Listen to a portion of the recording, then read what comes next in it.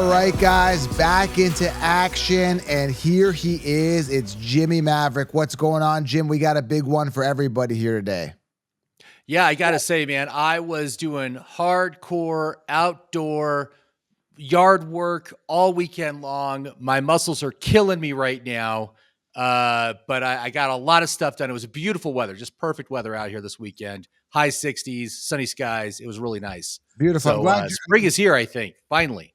I'm glad you're using your muscle because last episode we had Tim the Bald Guy come back, and he's ready to fight. He's ready to do a scrap. We're going to get you guys going. So I'll tell him that you're beefing up with some outdoor activity there, getting ready for the scrap. He better watch out, man. You better watch out. There's going to be trouble. If he tries to start something, I'm coming right at him. So, oh man. Speaking of something we're not coming right at is these players. So today we're talking about old dudes, no pun intended with Jim or me or Tim or anything like that, but old dudes, guys that we will never, ever, ever, ever, ever, ever draft again. We got 6 players here that we will not draft, and we recommend you stay away from this fantasy football 2024 season. Some players to avoid. And Jim, I'm so excited. We are so close right now to the NFL draft, and I just can't stop talking fantasy football. I can't stop thinking about it. And everybody here that's in the offseason, I commend you. So give yourself, instead of a pat on the back, give it a thumbs up, slap it, tap it, lion smash it, whatever it is, guys. Drop some love below and turn on that bell, because if there's any breaking news, anything of relevance, I'm going to come on. Jim's going to come on. We're going to talk about it. We're going to do mock drafts, everything here. It's a complete solution here on this channel, when we're going to give you all the tools you need to absolutely crush your league. No cookie cutter BS here. Well, Tim does a little bit of sheep stuff, but overall, we're going to really help you guys out, be light years ahead of the competition. Smash thumbs up, and of course, grab that 16-round draft solution. Put your light years ahead of everybody, and grab a ticket to the Sports Summit. We got Kyron Williams, Trey Benson, Rashid Shaheed, and many more going to be out there, and including a PS5 giveaway. You're automatically entered for a PS5 once you get it. So grab 16 rounds and add the summit. I've linked it below. Jim, are you ready to dive into this, man? We are here, dude. We are here. Almost fantasy football season, man. Almost there. Yeah. And I got to say, one of my favorite things about fantasy football is the fact that we get to call guys that are 30 years old dudes, right? I mean, isn't that great? That makes me feel a little bit better. It's like the old blind leading the blind. We're just, that old saying. It's like, who are we to talk, right? You know what I mean? I'm not going out on that football field. I can tell you that right now. I won't do it. But only in fantasy are we allowed. Is it acceptable for guys that are older than the players to call the players really, really old and get away with it? It's great. I love it. So let's get to it. The first guy, I guess you want to go through the guy that you're avoiding this year. You're not going to be drafting. And Davante Adams, man, what are your thoughts? Why are you staying away from the precious Davante Adams, man? Well, besides the fact that the Las Vegas Raiders are an absolute mess, we've got a guy that is going into his 11th season in the NFL. He is 31 years old, and he's going to turn 32 during the course of this season. He doesn't really have a good quarterback either. I mean, Aiden O'Connell, I am not sold on at all. Gardner Minshew is fine. He's like kind of mid, but Right. he's serviceable. He did a good job last year with Pittman, but I just see when players get to this age and this stage of their career, Right. it only gets worse. There's no upside for these players anymore, and so. Last year he got basically the same amount of targets and the same amount of catches as he did the year before, but his total yardage dropped by something like 350 yards less. He got half as many touchdowns. Right. And I only see downside risk with this guy. I only see that, okay, well, maybe this year he'll still be over 1,000 yards and 6 or 7 touchdowns, but you got to take this guy in the second round. He's still going in the second round, and that's not what you want from that kind of a player. And if I've got a choice between Davante Adams or Marvin Harrison, I'm going to go with Harrison. I feel much more confident that Harrison's going to provide me with more yards and more touchdowns than Davante Adams can do this year. Yeah, there's not much to add here. I was off the Davante Adams a little prematurely a couple of years ago, and then last year he busted based on his ADP, and it seems like every single year it's like downgrade at quarterback. It seems like his morale, and I would assume he just keeps getting more disgruntled and disgruntled. We're going to have to see who the Raiders draft, if anyone at all. I assume they need a quarterback, but Devontae Adams definitely is trending downwards. And for these, like, where is he going? End of first round, Jim? No, he's going like middle second. He's going around like 18th overall, 19th overall, something like that. Still expensive for a guy who doesn't have a quarterback at this time, who's been declining for the past couple of years. So for me, I'm out as well. And again, you're going to get a ton of, we talked about this, Jim. They're going to get a ton of amazing, young, dynamic wide receivers, from Marvin Harrison Jr. to all these other guys coming in this draft. Is going to be absolutely amazing. Roma Duze, all these guys that are come in, they could be slated and should be slated based on their draft capital, that they're going to be slated really, really high on their depth chart. Maybe should be wide receiver ones. And I can probably get them after Devontae Adams. So, like, give me the youth, give me the upside a little later on. So Adams, it's a no for me too, Jim. I'm on board with you there. I want to talk here though, real quick. I just heard today in regards to breaking news. It wasn't even breaking at the time of this recording. It was like yesterday's news, but I got to bring this up here. We now have breaking news. Devontae Smith, Jim. I don't know if you heard this, but Devontae Smith, 3-year extension with the Eagles, $75 million. Man, oh man. All right. Wide receiver too, though. That's like $25 million a year, Jim. You got to imagine what Jefferson's sitting there saying right now. And CeeDee Lamb, who's at the sidelines right now, saying he's not going to participate in OTAs after the amazing year he's had. He's the true one. Man, it's just like setting the market up. Now, Smith getting $25 million a year, dude. CeeDee Lamb and Justin Jefferson are like, dude, we are cashing in. What are your thoughts on that? A little more overpriced, don't you think? 25 mil? You know, it's a passing driven game. And if you're a good receiver and you can produce, and he has produced in his short career so far. And so I'm always like, go get that money. Go get it. You know, the one I was flabbergasted with was the Jerry Jeudy one, where Jeudy got like $60 million. That guy is awful. He's not good, and he hasn't shown anything his entire career in the NFL. At least Devontae Smith has done something, man. I mean, at least he has been productive. He's been effective, and he's part of that new breed of smaller, fast wide receivers that are really getting it done. You know, guys like Tank Dell and Jaden Reed. You know, those guys they're small guys, but they're still really effective and they're fast. So good for him. Yeah. I mean, small. I mean, it's not a short career, but it is if you think of it from the scope of their entire lives. You know, they're receivers that they have their heyday in 3 to 5 years. Maybe a good receiver goes longer. But yeah, get paid, get it. But I just think it's a little overpriced for Smith, but that really kind of sets the market up. All right, the guy that I'm staying away from, and last year I was telling you, it was kind of like his last year. The guy I'm talking about is Derrick Henry. Now he enters a situation where he's going to be the RB1 with the Ravens, but you're looking at a team that really has a quarterback that's the running back. Now, to put it in perspective here, I'm going to just pull up Lamar Jackson's numbers here.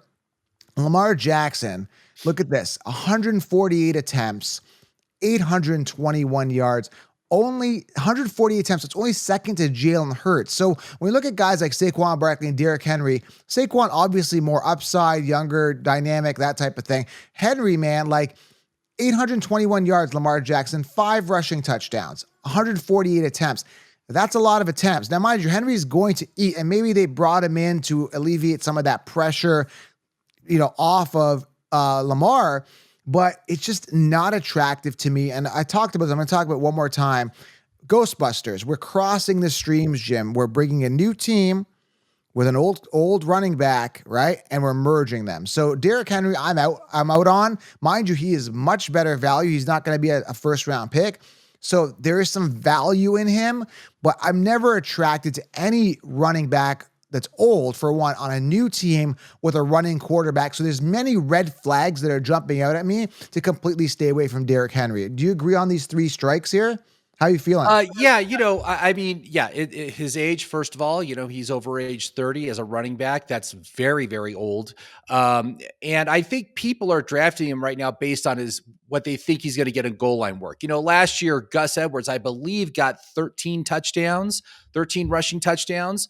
And so people are just salivating at the thought of Derrick Henry on the goal line. But I think what might actually happen is it might actually help Lamar Jackson score more rushing touchdowns because they're going to have to account for Derek. So Right. I don't know, a guy that's at the tail end of his career is it's hard for me to say that Henry is a fading talent. He's been so dominant for so long, but uh, again, it's going to be more limited opportunities. There could be the touchdown upside there. He's really not used in the passing game at all, so you're really relying all on the rushing work that he can get. And with a running quarterback, that's going to be limited. So, yeah, I mean, I just don't like the situation. And just like you said, I don't like drafting running backs that play with running quarterbacks because it just limits their upside. So that He's would be fourth another round. strike against him. He is value. He's 45th overall. It's going to put him in the 3rd to 4th round. You know, if he slips to 5, maybe RB 13. Good value. I just don't like, again, I've given you my strikes and there's just too many things kind of pointing me away, and age is the biggest one for me. Derrick Henry, I'm out for it. That being said, he still could have an amazing monster season. It's Derrick Henry. If there's anybody that could prove us wrong and do it, it's an old guy. It's Derrick Henry. He's the old guy that could just completely prove us wrong, Jim. He's the king, man. I don't know what else to say. Yeah, he is, and I'm just concerned it'll be something like what happened with Todd Gurley in his last season when he Right. went to, I believe it was Atlanta, and Yeah. he started out really strong. I mean, it was like 2 touchdowns in this game, 2 touchdowns in the second game, 1 touchdown in the third game, and then you didn't see him again. I mean, he just put everything into that those 3 weeks, and then it was just a cliff dive. And with players that are this age, that is certainly a risk that can happen. And so, yeah, I think I don't know. I think Gurley was struggling. He had some injuries and stuff, but I think it was also did. he was losing his passion too. I was hearing reports after that he just wasn't excited to play at the end of his career. But yeah, Derrick Henry's I think special, but that is a good point for sure. Your Yeah. next guy, Jim here.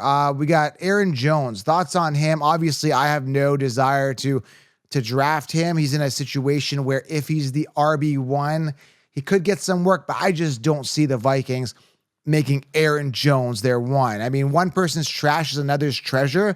I don't believe that. I think Aaron Jones is done. There's a reason why the Packers are done with him. He's had his share of injuries. Do you agree, same page, or is there something I'm missing here on Aaron Jones? Yeah, I mean, this is another player that is turning 30 this year. So again, it kind of passed his expiration date. And when you see these older players, they start to become a bigger injury risk. He played pretty well in the games he played in, but he only played 11 games last year. There was a reason why the Packers got rid of him and let him go in conference, essentially to a competitor. It's because they don't really have a lot of faith in him going forward. I don't either. I think it's kind of end of the line, but the Vikings are kind of a mess. They're not going to be very good. They're going to be breaking in a rookie quarterback. They got Sam Darnold as their starting quarterback right now. It's a bad situation for the Vikings right now. And I just don't see any way that Aaron Jones is going to be anything good for fantasy this year. He might come out strong, like look good the first few weeks and then just fade away. That's kind of what happened last year. So we'll see. My next guy here, moving on here, Stephon Diggs. So there's going to be a lot of talk here with the Texans receivers, and man, there's just so much to talk about. But Stephon Diggs for years has been a first-round pick. Obviously, with Josh Allen as a clear-cut one in Buffalo. Now we're entering a totally different situation where he's settled in his career. He's a bit of a diva, so it's a drama aspect for first and foremost. That can he weigh down CJ Stroud? And is that going to be something that we should be worried about? And then it's the new team, and then it's going into a situation where Stroud has actual rapport with Nico Collins and Tank Dell. But what I'm seeing, which is crazy right now, is that Nico Collins is actually ranked ahead of Stephon Diggs, which is crazy because I actually think Dell is the one on that team based on youth talent, upside, explosiveness, based on a PPR upside situation. Dell's out there trying hard and he's hungry. So because there's so much uncertainty, and there was prior to the acquisition of Diggs on who the one is, I was thinking of getting Dell later. But now it's like I'm kind of turned off this whole situation, except for CJ Stroud, who I absolutely love more now. So in regards to that, Stephon Diggs, new team, older guy, crossing of the streams, Mind you, it's a little bit better when it comes to wide receivers. In some cases, like we saw how guys like Hopkins go down, Julio Jones when he switched teams, he got older. But Diggs I'm completely out on him based on the situations. A three-headed monster at wide receiver that I don't want to touch. Jim, are you on the same page here? Are you going to have any Diggs stock here or any Texans receiver stock? Yeah, I mean, Diggs has burned me each of the past 2 seasons where the guy's just absolutely vaporized at the end of at the end of the season, like right at the most critical point, he has completely disappeared. Right. And that just makes me not want to take him for that reason. But he's also, again, an older receiver. This is going to be his 10th season in the NFL. And, so he's kind of in the twilight stage of his career.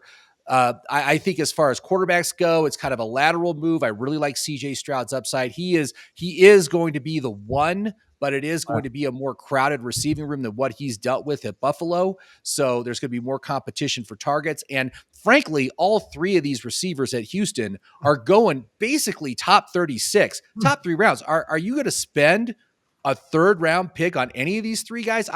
No. I just can't do it. I cannot pull the trigger on that. There's just not enough upside. That's way too expensive draft capital wise. I was hoping that Tank Dell would maybe drop to the 4th or 5th round. That has not happened. He's like basically right at the start of the 4th round is where he's going. So, but as far as let other people deal with this drama, similar to last year, Higgins and Waddle round 2, I was out on that drama. Let other people deal with this whole this Tetris, I don't know what you want to call it, wide receiver roulette. Like I'm not playing this game. I'm not playing. If I can get Diggs in round 8 or 9, maybe, but this 2nd, 3rd round. Yeah, that's not going to happen. Diggs is going 2nd round, man. He's a second to mid 3rd round right now. Somebody else take it. So I'm going to be really adamant about this in the offseason. And one more thing, sorry to interrupt you. I want to say this. Do you think that if Diggs has 1 or 2 games where he's not getting the ball to his liking, that there's going to be some drama here? Because like I said, Nico Collins and Dell are in a situation where they could be the ones. They've got the rapport. Remember, CJ Stroud specifically asked that I want Dell on my team when they were drafted, right? So draft Dell. So, I mean, it was just like, I don't know. Do you think Diggs is going to start some drama here potentially?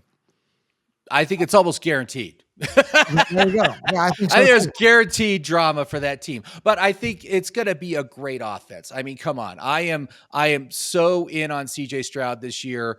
Even though I don't want any of these receivers, I think that Stroud is an awesome choice, near elite option. Right now, going as the 5th quarterback off the board. I love that because he's going to flirt with 40 touchdowns this year. That's what he's going to get, 40 passing touchdowns. And so I want a part of that is for fantasy. He's a good choice, but I really just cannot pull the trigger on any of these 3 receivers because they're so expensive. There's other great wide receiver ones that you can get in the 2nd, 3rd, and 4th round that frankly I would much rather have than any of those guys. By the way, I love when this stuff happens because I can see right through it. Nico Collins, I'm seeing overall, Nico Collins is 28. 28. Where is Diggs sitting? Diggs is sitting 34. Man, that's just like 3rd. I'm seeing, so 3rd round, Jim. 3rd round for Diggs is what I'm seeing. Yeah, and I'm really shocked that Nico is ahead of him. But anyway, it just doesn't make any sense. It's just too expensive. It's copy and paste BS. That's what it is. And Tank Dell is actually 53rd. So he's a lot better value. So if you are going to roll the dice on any of them, I'd probably wait on Dell, whose overall ADP is 53. So you're getting him a round or 2 later than the other 2 guys who, again, are just, you're playing that roulette game, but I'm staying away. I'm done. I'm done. This is going to be in best ball, he's going earlier than 53. But, yeah, I mean, again, they're all very, very expensive. They're very overpriced. It's going to be hard for them to exceed their draft capital. And there's other better players which I feel have more upside that I'd rather have in those rounds. So okay, your next guy who I think I'm not going to talk too much about it.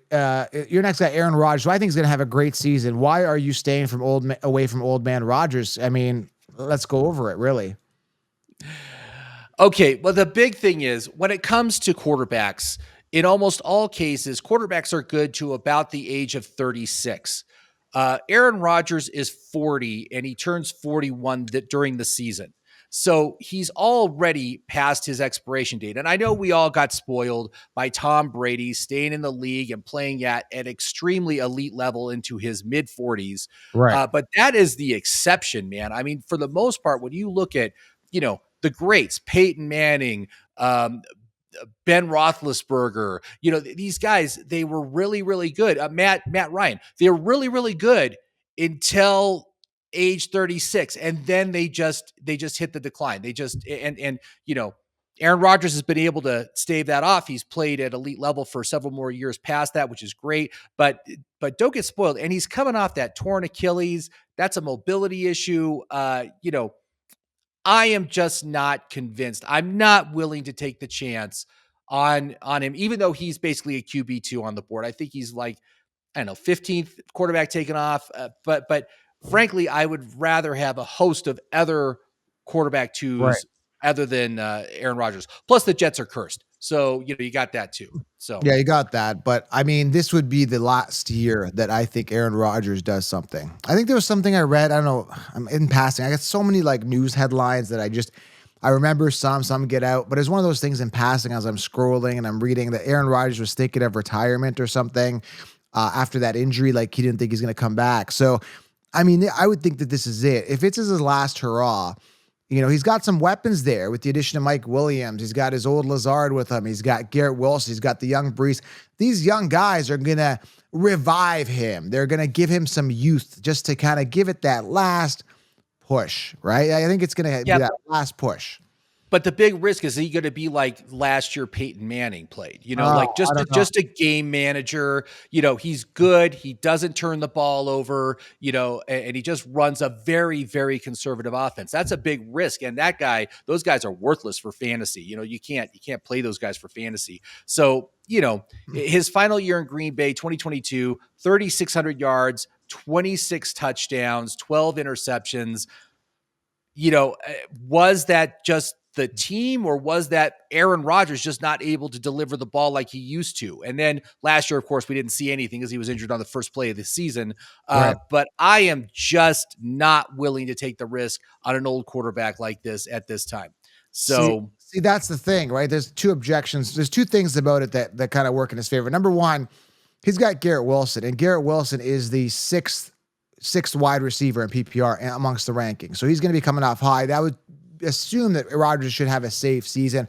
Another thing, it's like you don't have to pay that much. He's sitting as quarterback 20 right now, which is amazing value. So he would be your backup or your second quarterback in a 2-quarterback league. Sitting at 20 now, but I still think that other guys could surpass him in the rankings. There's a lot of guys that are way below him that could really emerge, including a lot of rookies, including Michael Penix, Drake May, depending on where he lands. You got even Russell Wilson, who's sitting as quarterback 27. That being said, if the ADP stay how they are, where Aaron Rodgers is 20, there is better players to get as your backup than Aaron Rodgers, who's old right now. So, yeah, I mean, I don't think he excites me, but I think he could have one last hurrah. I think him... One more big celebration, I think, for him. So that's all right. We'll see if it happens, man, but I am not betting on it. Last guy here, it's my guy, and I don't like him for many, many, many, many reasons, is Travis Kelce. I'm completely out on him. I was out on him. I never drafted him because I always thought he was an expensive tight end. I was always about the running backs, and he was always a first rounder. We had a significant regression from him last year. And when I say significant, it bumped him out of the top tight end position. And we were all about Laporta last year. So I'm all about getting the value at the tight end. There's guys like Kincaid and other guys we can get for value this year that would be much better. Not necessarily better than Kelce, but just better value, But Kelce, 219 points last year. And if you compare it on a typical year for Kelce, man, I mean, if we're looking at PPR, he had 316 the year before, 262 before that, and 312. So 219 is his lowest year in fantasy points. Check this stat out, since 2015. So that dipped. He had 180. We had 189 in 2015, and he had 223 in 2016. So the 219 points in PPR was a new low for him, and it hasn't happened for like almost 10 years. Is that going to regress? He could have a slight bump this year. We don't know. We're going to have to see what happens with Rashee Rice. Are they going to bring in a receiver that's capable to be a wide receiver one when they draft? I don't know. We're going to see how things fizzle out. But Kelsey, I'm not a fan of him. Could they three-peat? The chance they could three-peat, and the fix is in, and the conspiracy is that they're going to keep pushing the Chiefs. If that's the Or case, they're just good, counselor. Maybe that's the answer. They're just good. coming from a Chiefs fan, he's a little biased there. He's got Kelsey behind him and the jersey. So, yeah, we're button heads on this one.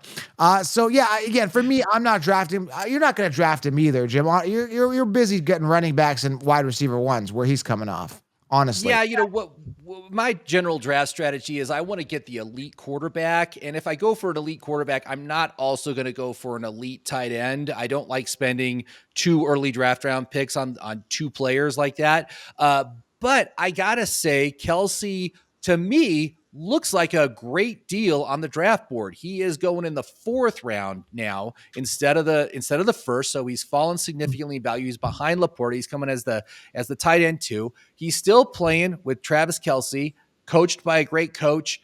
And yes, he is older. Yes, there are risks, but we've seen his older brother, Jason, who's 2 years older than him, again, played at a very high level, into, what I guess, I don't even know how old Jason is. 36, He's 36, something like that. and yeah, and Kelsey is what, 34? 34. Ooh, turning 35 this year. It's risky, but we've seen lots of examples of elite tight ends continue to produce at a very high level into their mid-30s, and Kelsey's obviously in that mix right now. And so I think that he definitely could bounce back this year. And as a 4th round pick, maybe if I went elite tight end and waited on the quarterback, I might consider taking him 4th round. It's not a bad choice. He's a 3rd round. I got him coming off on looking at the Chiefs' rankings. He's actually 29th overall. So that would make it an early 3rd round pick. That's what I got. Well, on the best ball drafts I've been doing, he's been going 4th round pretty consistently. So 3rd round, I'm not really interested. 4th round, I think you got to take a look at him because I think he would be worth the pick. Yeah, I think the best ball, there's some discrepancies there with, give or take around based on player selection. So yeah, I got him, 3rd round, which is again, a value based on the Kelsey that we've been paying for, or other people have been paying for, because I don't draft them in prior years, which was a 1st round. So now they're on the Laporta trade. And obviously we don't get any credit for that. Nobody's going to say, well, Joe is the only one that said Kelsey. That said Laporta. That's okay. We're just going to keep winning out here and dominating this industry. So, guys, if you're new to the channel, make sure you guys subscribe. Make sure you guys grab a ticket to the summit and grab 16 rounds. I've linked it below. You can combo both of them. Amazing deal. And Jim's going to be doing mock drafts. So subscribe, turn on the bell. He's doing best ball mock drafts. I'll be rolling into some regular mock drafts. Everything's going to be unfolding as we get towards the NFL draft. Okay. Jim, anything else you want to add here before we go? No, man, that's it. Like I said, these guys are all old. They're all old guys. And coming so from be careful with the old guys. Football is a young man's game. And so the young men have the upside. These guys don't really have it. So leave the old men to fantasy football. That's it. Not reality. There you go. All right, Jim, we'll talk soon, guys. Bye, everybody. Subscribe, turn on the bell, and we are out. Have a good day, everybody.